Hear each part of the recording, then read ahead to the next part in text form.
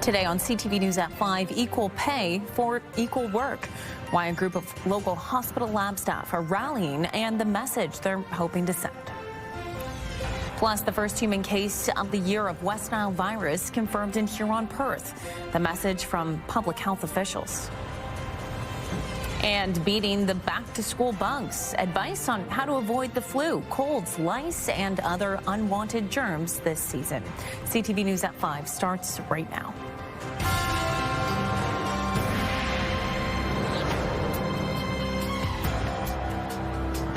Good afternoon and thanks for joining us. We begin with a call for equal pay.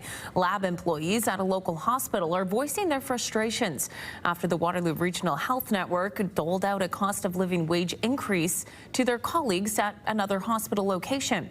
For more, we go to CTV's Karis Map. Karis, employees at the Queens Boulevard location were given an increase, but those who work at the Midtown location were not.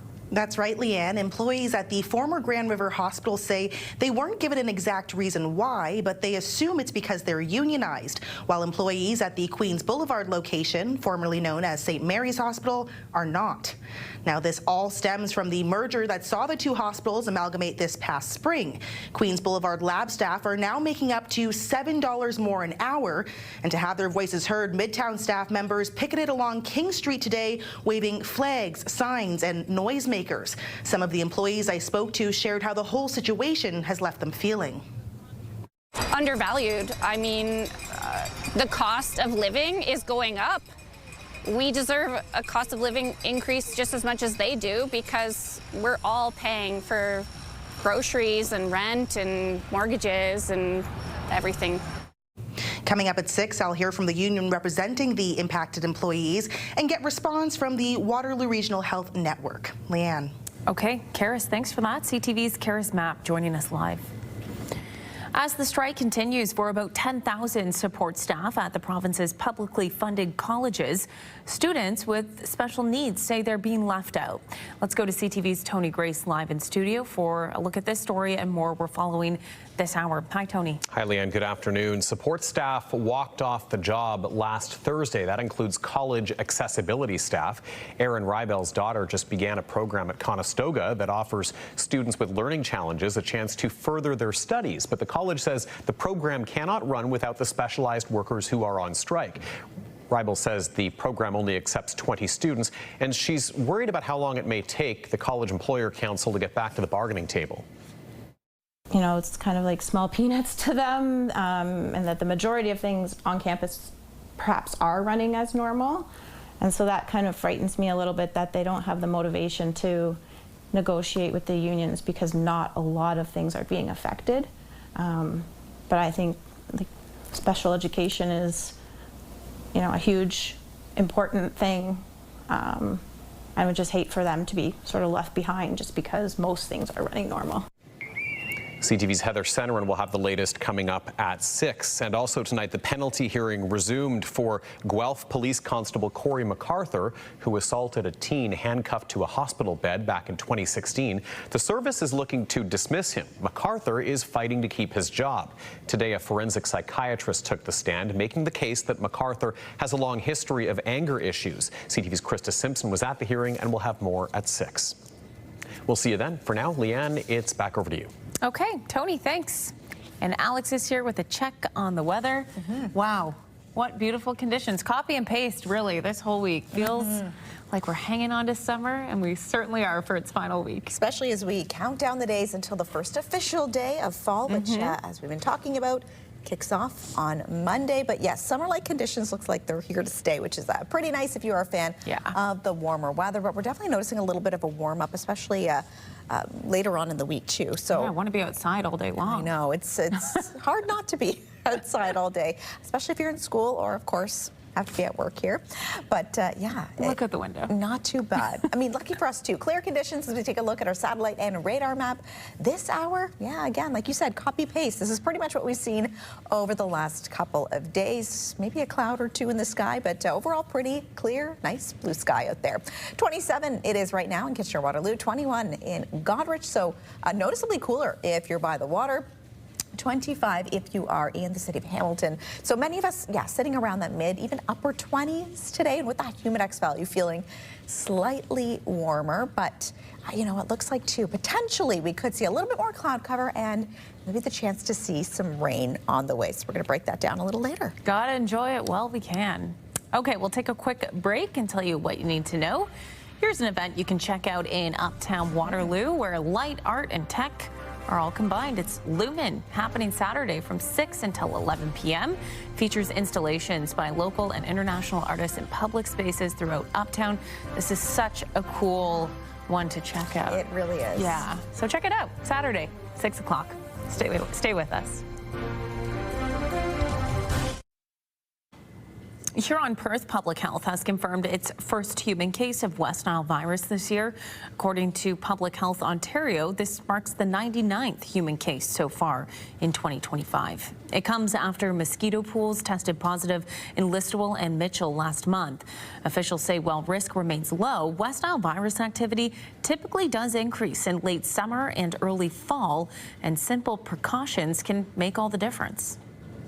There is no vaccine for this disease, and there is no treatment for this disease. So prevention is definitely important. Don't go out on dawn or dusk. If you're going out, then you wear long-sleeved, shirts or pants. Spray yourself with the insect repellent. If you have standing water, like let's say bird feeders or other rain barrels, then you should empty them, because it's this late summer, early fall that you get more cases of West Nile virus. More on the case numbers and how to protect yourself tonight at 6. Kids are back in school, so with that, of course, lots of germs are going around out there. How to keep the cold, the flu, and other unwanted viruses away. Sherry Torkis, pharmacist and author, is here with us to tell us all about that. Great to see you. Always nice great to see you as well. Thanks for having me. Of course. So we know germs are going around. Oh, what yes. are some of the most common illnesses kids are bringing home? So this time of year, we're dealing with a lot of cold viruses. So rhinoviruses, also coronaviruses, COVID's coming around still. As we get into the colder, darker months, and this November, December, we start to see influenza. So we also have bacterial infections, strep throat, which often starts with that really sore throat, sometimes high fever. So we have a mix of both virus and bacteria. And then there's also head lice, which is another bug that we don't want to bring home. Okay, so we're going to talk about some remedies or things that families can use to help their kids with those symptoms. Yeah, so I brought some things that are safe for children, because as a pharmacist, I know that there are a lot of things on the shelf that are not safe or not recommended for children. So starting off with something that is helpful for runny nose, sinus congestion, this is betadine nasal spray. That can be used at the first sign of infection, and it helps with the symptoms, the runny nose, the congestion, but it also works to trap and disable viruses in the sinus passages, because we know viruses enter our body through our nose or mouth, then they start to spread, and once they start to spread, it can sometimes get out of control. So if you can nip it quickly, that can help to shorten the duration and get you feeling better faster. Okay, that's great. Sambucol as well? Yes, Sambucol, which is black elderberry. I love this, and it's available in different formats. There's a family syrup, there's gummies and chewables. This is their immunity drink, and I've mixed that up so you can taste this. Okay. This is a great way to start your day, having one of these immunity drinks. So it's a powder packet mixed with water. You can send it in your kids' lunches. It's vitamin C with the black elderberry, which is rich in antioxidants, antiviral. This helps support the immune system. It also helps deal with the symptoms, the fever, the aches, the congestion, the mucus, and it can help speed healing as well. This is good because it actually tastes good and it as does well. Taste good. So the kids are probably actually going to drink it. They like it. So it's that's like a fruit juice. 4 and above. This can be used by 1 and above on the doctor's advice, or 4 and above for the other kids. So Sambucol, I love this. Now for sore throat, if you need something additional, I would recommend a teaspoon of honey for 1 and above. Honey is very coating, soothing, high in nutrients. It can help to take the edge off that throat pain, lubricate the throat as well.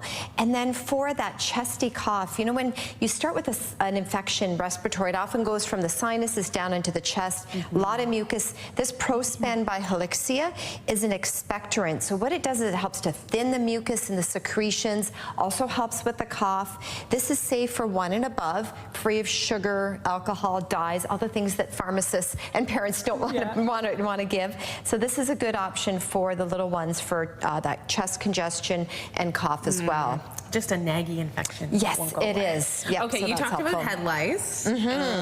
This is something that we see at this time of year. We do. Kids, especially the young ones, playing close together, getting their heads together, sleepovers, things like that can make head lice go from one person to the next, and before you know it, they're bringing it home. And the news with head lice, the bad news is that there is resistance to the commonly used treatments, which are the pesticides or insecticides. The good news is there are newer options that help to work effectively to kill the eggs and the adult lice, and they don't carry with it the risk of resistance. So this contains dimethicone. It's called Nile, and what this does, it suffocates the respiratory system of the eggs and the adult lice, also the nymphs, which are the teenage stage of head lice. So no matter what stage they're at in the life cycle, this will kill them. It's 2 treatments that are used. You put this, saturate the scalp, massage it in, comb it through, and then you leave it on for 8 hours, and then wash it out, and you have to do the nitpicking, pick the little eggs out of the scalp. But this is the most effective thing that we have in the pharmacy. There's things like tea tree oil and other essential oils that are often promoted for head lice. Vaseline is promoted, coconut oil, but really there's no evidence that these things work. So I would stay with what is tried and true and researched and found to be effective. Well, lastly, let's just end on overall healthy eating, staying healthy, and that really can keep the bugs at bay as well. Absolutely. We want to look at things to support the immune system, digestive health. So talking about vitamin C rich foods, citrus and berries, bell pepper's a great source of vitamin C. They're great to send in lunches, just slice them up. Probiotic drinks, probiotic supplements, helps to keep the beneficial bacteria in the gut and also support immune health. And for kids that are not good about washing their hands, maybe send some hand sanitizer in their school backpack so that they're able to at least get the germs off their hands before they eat, because we know that's how we get infections, hands, mouth, passing it around to others, and coughing and sneezing, encouraging them to do that into their sleeve. Working on hand hygiene with kids and teenagers is also helpful. Well, this is all helpful, all great advice. Hopefully everyone can stay healthy this season. Sherry, thanks so much. Thanks for having me. And here's what you need to know. Saddle up for a night of country fun at the St. Jacobs Market District. From line dancing lessons to animal selfies and even a mechanical bull. You can do it all Friday from 5 to 10. Tickets are on sale now.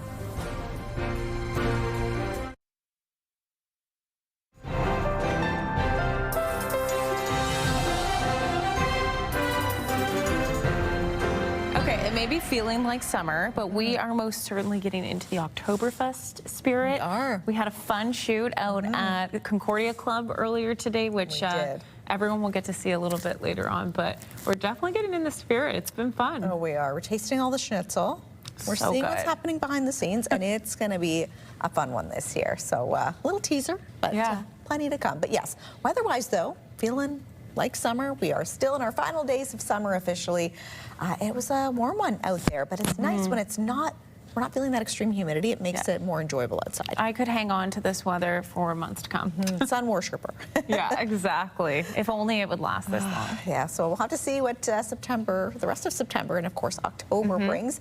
But as we take a live look outside this evening, that sun still shining out there this hour. Nice blue sky. Depending where you are, you might be noticing maybe a cloud or so, but mainly clear conditions for us this hour, and even getting into the evening and into your overnight. Mainly clear sky expected to be in store, but that necessarily won't be the case as we look ahead to tomorrow, which we'll get into in just a moment. But yes, for us today, nice and clear. And yes, that is expected to stick around as we start with our future cast here this evening, getting into the back half of the day and even into your Thursday. So this is when we could potentially see a little bit more cloud cover start to move in, and yes, a little bit of maybe some scattered shower activity, isolated showers. For us here in Waterloo Region, we're seeing about a 30% chance of showers at this point, but definitely more cloud cover expected tomorrow compared to what we've seen today or even over the last couple of days. Getting into your Friday evening, by 5 o'clock or so, conditions should clear up a little bit and more sunshine could be in store for the back half of your day and as we kick off your weekend. So right now, sitting at 27 in Kitchener-Waterloo, 24 in Sarnia, 27 also in London. So many of us in southern southwestern Ontario sitting in the mid to even upper 20s today, and with the humidex feeling just slightly warmer, so it feels more like 28, so just a degree more here in KW, for example. So a little bit warmer throughout the day, but yes, no extreme heat or humidity compared to what we saw a little bit earlier in the summer. So a pretty nice day overall, especially, yes, if you enjoy the more summer-like conditions. So we did reach our high of 27 degrees this afternoon, so definitely above seasonal for this time of year. Normally we should be sitting around that 19-degree mark. Record high 32, that was set on this day back in 1955. And believe it or not, 1973 on this day, we got below -1. So definitely a lot cooler than the 10 degrees we are expected to see as we get into the overnight tonight. And the days definitely feeling shorter and shorter. So that sun rising later and later, 7:03 now, and officially setting before 7:30, just 1 minute before 7:30. So overnight clear skies, we dip down to 10 degrees. And then looking at tomorrow, high of 28 expected, feeling more like 33 with that humidex though.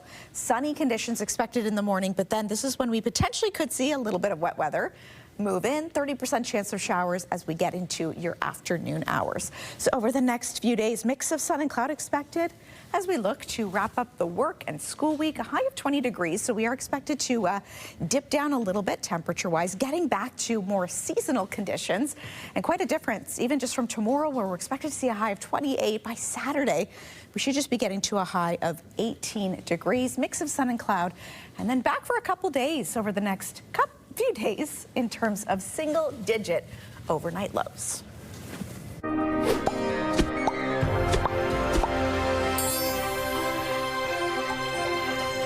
We'll take a look at what's trending. We keep talking about how fall is right around the corner, and of course that means the new NHL season just around the corner, as well as teams get ready for a new start. In Toronto, training camp open for the Maple Leafs with a familiar face noticeably absent. Star forward Mitch Marner signed with the Vegas Golden Knights during the offseason following a disappointing second-round playoff loss to the Florida Panthers.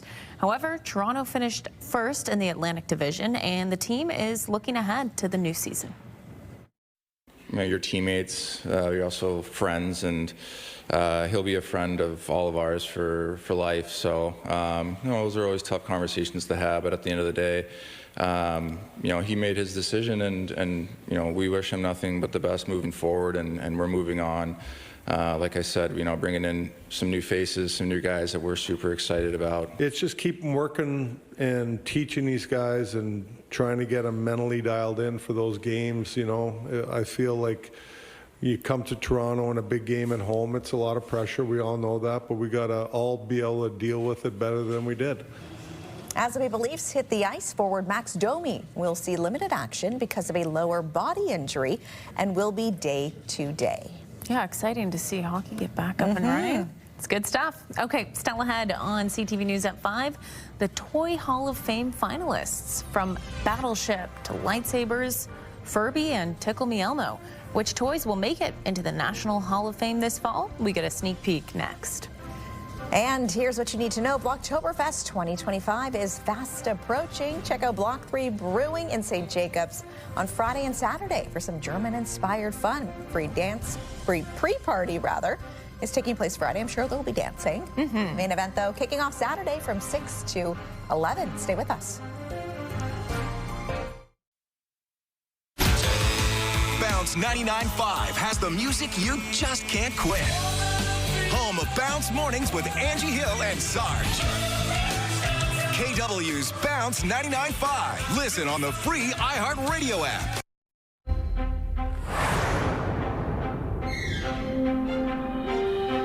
Now the final 5 stories we're following today. It's an alarming trend becoming more prevalent in cities across the country.